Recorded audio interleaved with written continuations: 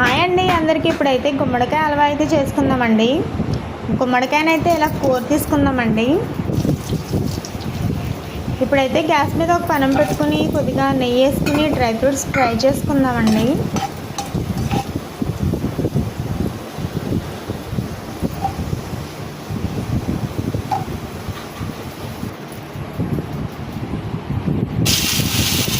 రెండు కప్పులు గుమ్మడికాయ తురుము కూడా వేసుకుందామండి. ఇది కూడా ఫ్రై చేసుకుందామండి.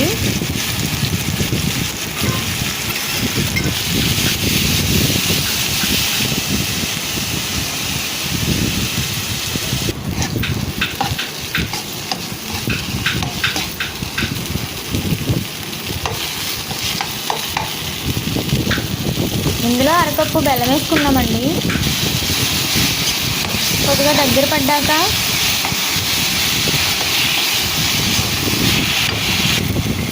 డ్రై ఫ్రూట్స్ వేసుకుందామండి.